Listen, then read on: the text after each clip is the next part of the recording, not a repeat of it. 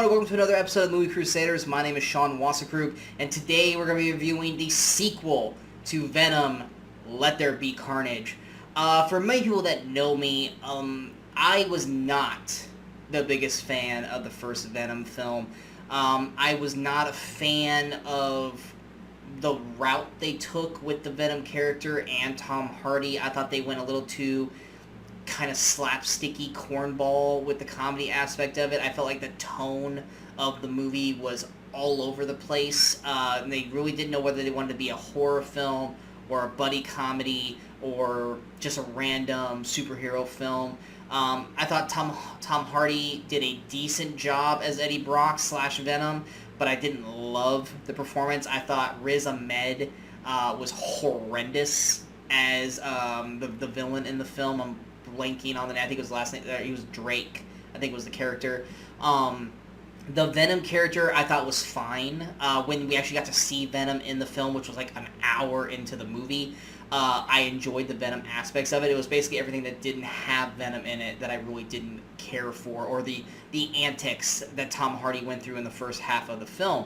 So it was a very uneven movie for me. So going into the sequel, obviously I was more excited for the sequel because of two reasons. One, Carnage. I have been the biggest Carnage fan ever since I started reading about him in the comics, in the early 90s. And I've always wanted to see Carnage on screen. And knowing that Woody Harrelson was going to be doing would be doing Carnage in the sequel definitely gave me high hopes on that.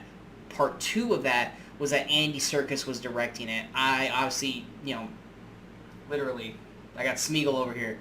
I love Andy Serkis, and I really want to see his version of this film, his direction of this film. I felt like if Venom was going to basically get over the hump with me, it was going to be those two reasons. Because I know Tom Hardy was going to be, the same character from the first film, and everyone else that survived the first film was going to be back in this, so it was really going to ride on Woody Harrelson's Cletus Cassidy and Andy Serkis' direction. Now, after that, I did kind of feel a little bit more hesitant when they dropped this to a PG-13 rating, because Carnage is like Deadpool. It needs to be an R-rated character. He is a brutal serial killer, and having the symbiote, you need to have that brutality for it to really work. And having it at a PG-13 rating really felt like they were going to kind of handcuff the Carnage character. Also, the 90-minute runtime. Now, granted, I wasn't crazy about the first film, but I still feel that the film itself, especially when you're introducing a character like Carnage, needs more than 90 minutes to really breathe and develop the characters properly, especially when you're adding another villain in Shriek, played by Naomi Harris. I feel like there was probably not enough time. So going into this film, I was a little hesitant, but I was really hopeful that we were going to get a positive outlook for this film.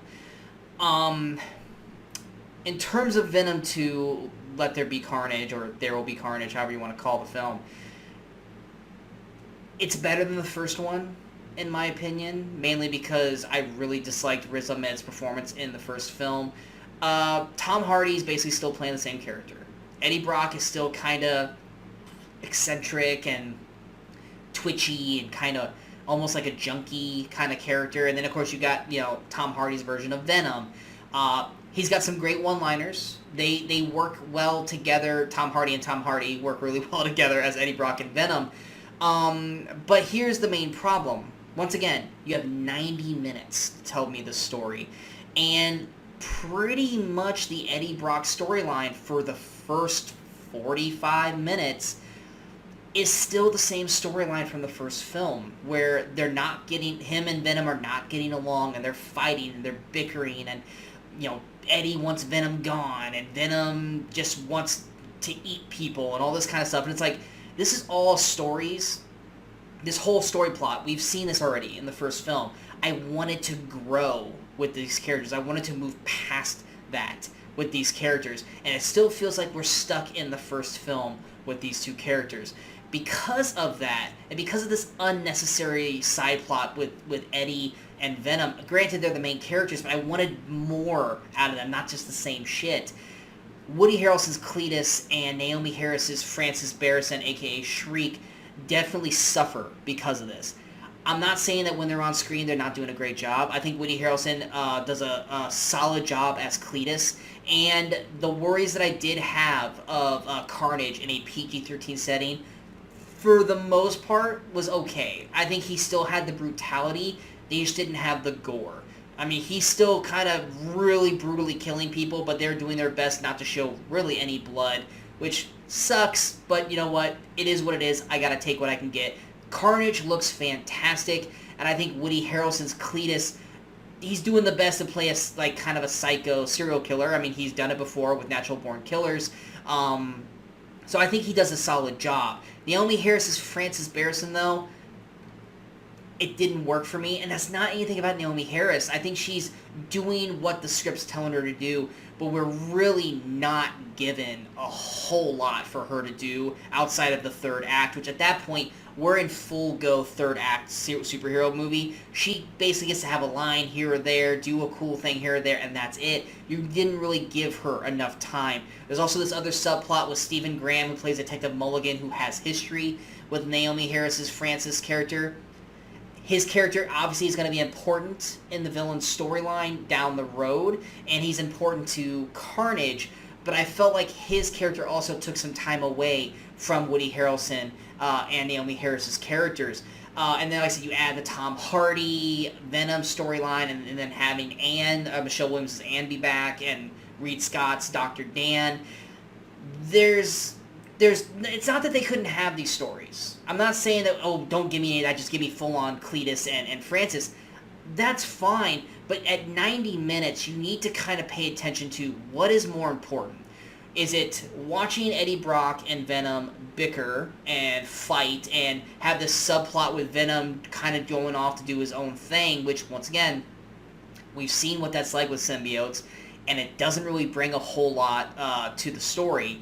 Or could we be growing the Cletus character and growing the Francis character so that way their characters feel more full and more complete?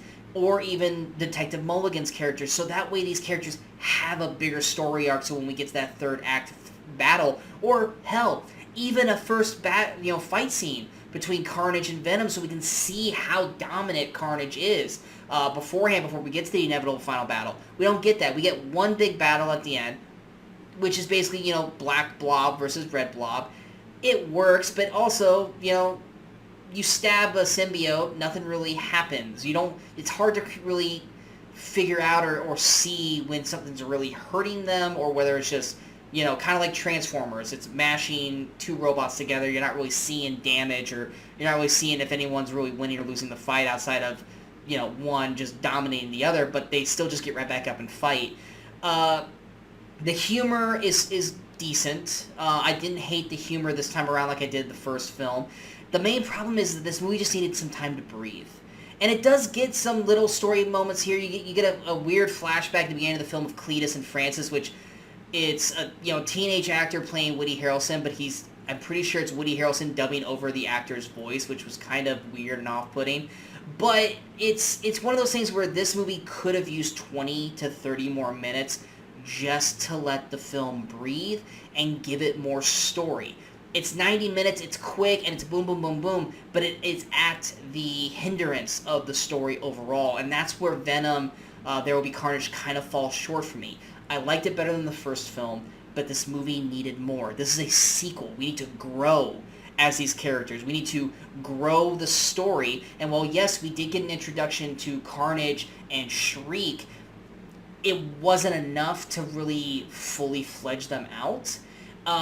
While we're still just getting the same basic story that we got with Eddie and Venom in the first film, and Anne and Dr. Dan. It feels like there has been no progression with those characters. It feels like they're still in the first film with just new villains to deal with this time out. Ultimately, it feels a little disappointing.